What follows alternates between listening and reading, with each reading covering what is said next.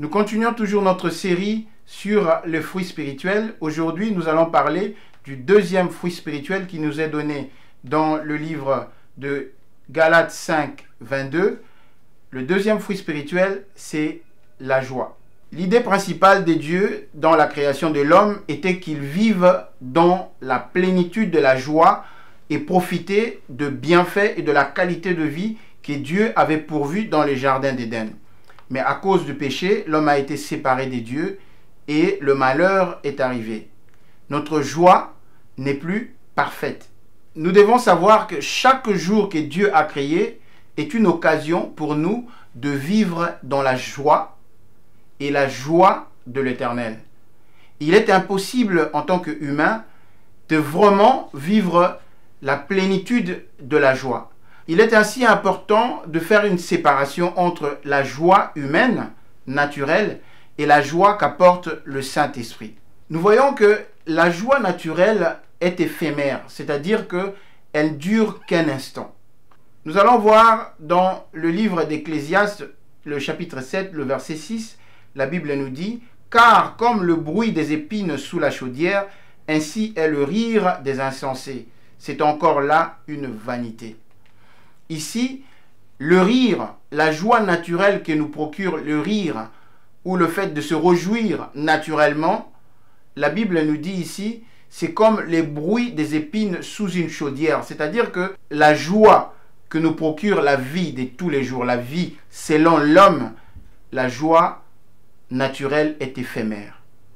Et comparée au bruit des épines qui, à un moment donné, seront brûlées par le feu. La Bible nous dit, dans Proverbe 14, 13, toujours parlant de la joie naturelle, la Bible nous dit, Proverbe 14, 13, « Au milieu même du rire, le cœur peut être affligé, et la joie peut finir par la détresse. » Au milieu même du rire, le cœur peut être affligé, et la joie peut finir par la détresse. N'avons-nous jamais entendu parler ou vu une fête, tout le monde est dans la joie, d'un moment à l'autre, un incident arrive, les gens commencent à se bagarrer ou ça se termine mal.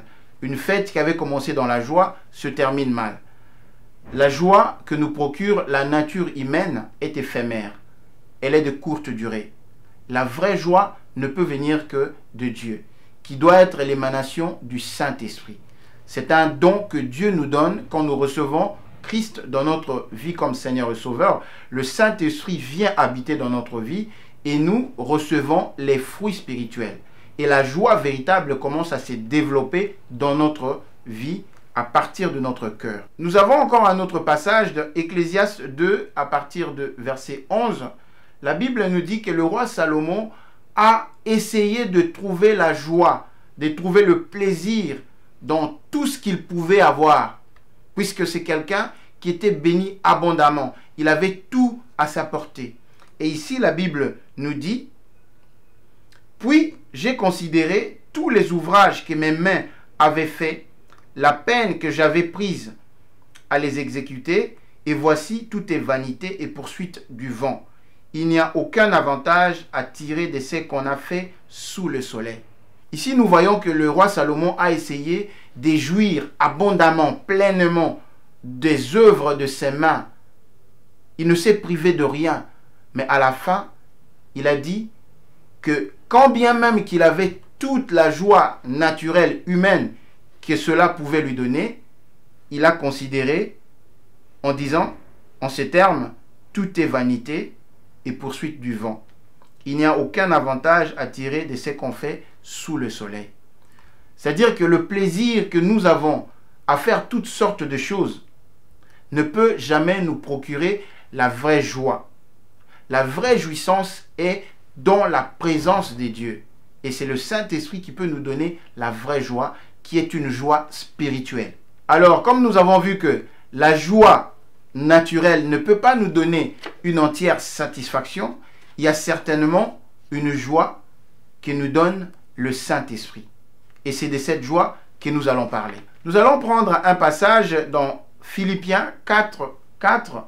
Ici, la Bible nous dit « Réjouissez-vous toujours dans le Seigneur. » Je le répète, réjouissez-vous. Ça, c'est la vraie joie. Ça, c'est la véritable joie que nous procure le Saint-Esprit. Nous avons encore un autre passage, 1 Thessaloniciens 5, 16. La Bible nous dit « Soyez toujours joyeux ». Il a dit dans Philippiens 4, 4 « Réjouissez-vous toujours dans le Seigneur ». Je le répète, il insiste « Réjouissez-vous ». Et 1 Thessaloniciens 5, 16 nous dit « Soyez toujours joyeux », c'est-à-dire « Soyez toujours dans la joie ». Et cette joie ne peut pas être une joie humaine qui est éphémère, limitée dans le temps, qui peut être troublée par une circonstance. Mais la vraie joie, c'est la joie de l'Éternel. C'est la joie que nous procure la vie éternelle. Quand nous recevons Jésus comme Seigneur et Sauveur, le Saint-Esprit habite en nous, notre corps devient le temple du Saint-Esprit. En ce moment-là, même dans les troubles, quand nous allons voir un peu plus loin, même dans les troubles, même dans les tribulations, même quand nous traversons les épreuves, nous pouvons toujours avoir la joie. Nous pouvons rapidement voir ça. Nous allons lire un passage qui nous parle de la joie dans les épreuves. Ici, nous avons le passage qui est dans Jacques 1, le verset 2 et 3. Nous lisons « Mes frères, regardez comme un sujet de joie complète les diverses épreuves auxquelles vous pouvez être exposés, sachant que l'épreuve de votre foi produit la patience. » Vous voyez que ici, nous pouvons avoir la joie quand bien même que nous sommes en train de traverser des moments difficiles. Cela ne peut pas nous empêcher d'être dans la joie, d'avoir la joie de l'Éternel, qui est une joie spirituelle. Nous allons lire encore un autre passage qui se trouve dans le livre des Actes des Apôtres, Acte 13, à partir du verset 52. Après avoir fait des miracles, à la fin, les gens d'Antioche ont préféré chasser Paul et Barnabas. Mais la Bible nous dit ici, dans ce passage, Acte 13, 52, « Ses disciples étaient remplis de joie et du Saint-Esprit. » Voyez-vous, ils ont été persécutés, ils ont été chassés, mais la Bible nous dit que les disciples étaient joyeux. Ils étaient remplis de joie et du Saint-Esprit. Cette joie ne peut être que la joie du Saint-Esprit, qui est la joie du Seigneur, qui est la joie que nous donne le Saint-Esprit. Il y a un autre passage encore qui nous est donné dans le livre de Romains 14, 17. Nous allons lire. « Car le royaume des dieux, ce n'est pas le manger et le boire, mais la justice, la paix et la joie par le Saint-Esprit. » Ici, nous voyons que quand nous avons accepté Jésus comme Seigneur et Sauveur, notre vie est changée. Et la Bible nous dit que les choses passées sont passées, toutes choses sont devenues nouvelles. Maintenant, notre vie ne dépend plus de ce que nous mangeons, n'est-ce pas? La Bible nous dit, ne vous inquiétez de rien, de ce que vous allez manger, de ce que vous allez boire. Toutes ces choses, ce sont des païens qui s'en occupent. Vous cherchez d'abord le royaume. Et ici, la Bible nous dit, car le royaume des dieux, ce n'est pas le manger, ce n'est pas le boire, mais c'est la justice, la paix et la joie par le Saint-Esprit. Puisque ceux qui sont en Jésus-Christ, ceux qui ont accepté Jésus comme Seigneur et Sauveur, qui sont nés de nouveau, n'ont pas à se soucier de leur lendemain, car le lendemain prendra soin de lui-même. Or, le royaume des cieux, ce n'est pas le boire, ce n'est pas le manger, ce n'est pas le vêtement, ce n'est pas tout ce que nous pouvons avoir dans ce monde comme les avantages matériels. Mais ce que nous avons, c'est ce qui est intérieur.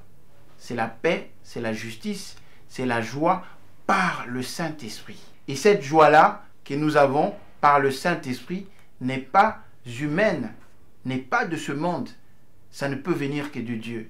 C'est la joie spirituelle, un fruit spirituel qui nous est donné par le Saint-Esprit. 1 Thessaloniciens 1, 6, la Bible nous dit « Et vous-même, vous avez été mes imitateurs et ceux du Seigneur, en recevant la parole au milieu de beaucoup de tribulations avec la joie du Saint-Esprit. » Ici, nous voyons que, comme nous avons dit précédemment, considérez comme un sujet de joie les épreuves que vous traversez, même si en faisant l'œuvre de Dieu, même si en faisant la volonté de Dieu, vous traversez des difficultés, sachez que Dieu vous donnera la joie par le Saint-Esprit.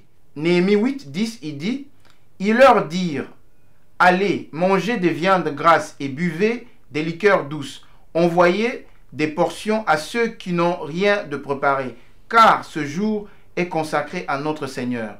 Ne vous affligez pas, car la joie de l'Éternel sera votre force. » La joie de l'Éternel nous donne la force d'affronter et de continuer à persévérer.